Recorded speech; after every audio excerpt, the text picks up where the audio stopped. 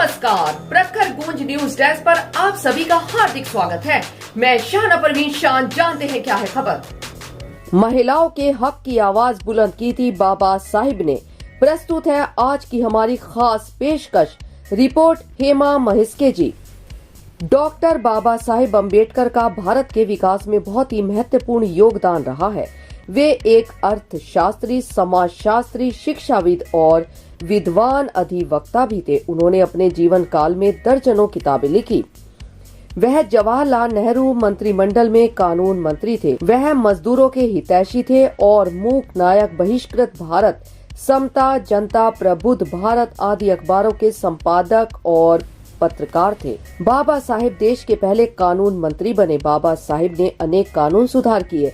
1947 में आजादी मिली तो देश के लिए संविधान लिखने की जरूरत थी और संविधान बनाने के लिए वैचारिक और काबिल आदमी की जरूरत थी। ऐसे में डॉक्टर बाबा साहिब को चुना गया।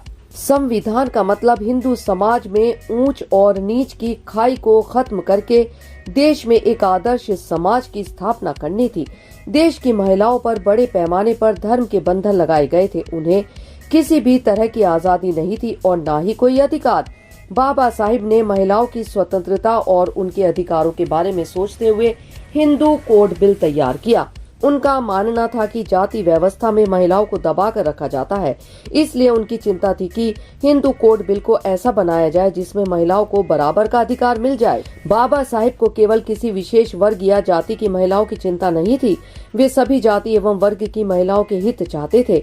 बाबा साहिब हिंदू कोड बिल को जल्द से जल्द लाना चाहते थे। बाबा साहिब ने हिंदू कोड बिल को तैयार करके जब 1951 को संसद में पेश किया, उस समय पुरुष और महिलाओं को तलाक का अधिकार नहीं था। पुरुष को एक से ज्यादा शादी करने की आजादी थी। शादी के लिए उम्र की कोई मर्यादा भी नहीं थी। विधवा को संपत्ति पर कोई अधिकार नहीं था, जबकि भाई को आधा हिस्सा प्राप्त होता था।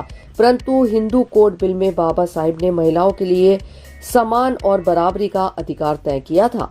हिंदू कोड बिल के तहत पिता की संपत्ति में बेटी का समान अधिकार, विवाहित पुरुष को एक से अधिक पत्नी रखने पर प्रतिबंध, महिलाओं को भी तलाक का अधिकार शामिल था। अंतरजातीय विवाह को मान्यता, इसके अलावा और भी कई समान अधिकारों के बारे में लिखा गया था। इस बिल में बहुत सी ऐसी बातें थी जिससे हिंदू धर्म से वे कुरीतियां दूर होती जिन्हें परंपरा के नाम पर कट्टरपंथी जिंदा रखना चाहते थे। हिंदू कोड बिल लागू होता तो महिलाएं आजाद होती। बाबा साहिब सभी तरह के भेदभाव से ऊपर उठकर सामाजिक बदलाव और समानता लाना चाहते थे। 9 अप्रैल 1948 को हिंदू कोड बिल को सिलेक्ट कमेटी के पास भेज दिया गया। बाद में बाबा साहिब ने हिंदू कोड बिल को संसद में 1951 में पेश किया। इस बिल का संसद के अंदर और बाहर विरोध होने लगा। केवल अज्ञान के कारण राजनेताओं के बहकावे में आकर दिल्ली के संसद के सामने और बाबा साहिब के बंगले के सामने महिलाओं ने विरोध करना शुरू कर दिया। संसद के तमाम लोग बाबा साहिब के खिलाफ हो गए। अखिल भारतीय राम राज्य परिषद की स्थापना करने वाले करपात्री जी का कहना था कि यह बिल हिंदू धर्म में हस्तक्षेप है और हिंदू रीति रिवाज परंपराओं के साथ धर्म शास्त्र के विरुद्ध है। इसी कारण संसद में इस बिल को लेके 3 दिन तक लगातार चर्चा चलती रही थी। संसद में तो इसका कड़ा विरोध हो ही रहा था। संसद के बाहर हरिहरानंद सरस्वती और करपात्री महाराज के नेतृत्व में प्रदर्शन चल रहे थे। संसद में तीखी बहस शुरू हो चुकी थी। बाबा साहिब पर जातिगत टिप्पणी की जा रही थी। टिप्पणी में लिखे जा रहे कुछ शब्द ऐसे भी थे: एक अछूत को इन मामलों में हस्तक्षेप का कोई अधिकार नहीं है जो साधारण ब्राह्मणों के लिए सुरक्षित है। पंत प्रधान जवाहरलाल नेहरू, दुर्गाबाई देशमुख तथा न्यायमूर्ति गजेंद्र कर और गॉडगिल ने इस कानून का समर्थन किया। वे भली भांति जान चुके थे यह महत्वपूर्ण कानून हिंदू कोड बिल है। भविष्य में बनने वाला कोई भी कानून हिंदू कोड बिल की बराबरी नहीं कर सकता। यह एक महत्वपूर्ण क्रांतिकारी कदम की पहल थी। परंतु संसद के सदस्य इसके खिलाफ थे और नेहरू भी मजबूर हो गए थे। धार्मिक कट्टरपंथियों और जात पात के दबाव में आकर तत्कालीन पंत प्रधान जवाहरलाल नेहरू ने इसे स्थगित कर दिया। इस कारण बाबा साहिब ने व्यथित होकर अपनी यह निराशा व्यक्त की थी: जब मेरे बेटे का देहांत हुआ तब मुझे उतना दुख नहीं हुआ था जितना मुझे हिंदू कोड बिल स्थगित करने से हुआ। बात जब बन नहीं रही तब डॉक्टर बाबा साहिब ने प्रस्ताव दिया कि इस पर आम सहमति से आगे बढ़ाया जाए। उन्होंने यह भी आश्वासन दिया कि समान नागरिक कानून बनेगा तभी इसे जबरन लोगों पर लादा नहीं जाएगा। महात्मा गांधी के आदर्श के अनुसार छुआछूत खत्म करने और महिलाओं को सार्वजनिक जीवन में आगे लाने के प्रयासों को आगे बढ़ाना इस बिल में अहम प्रावधान था।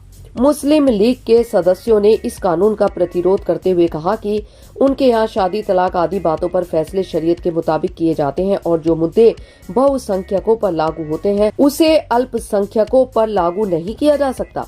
परंतु अंबेडकर, कन्हैयालाल माणिक, लाल मुंशी और कृष्णन स्वामी अय्यर ने इसकी पैरवी की। इन सभी का मानना था कि कोई भी व्यक्तिगत कानून देश को आगे नहीं ले जाएगा।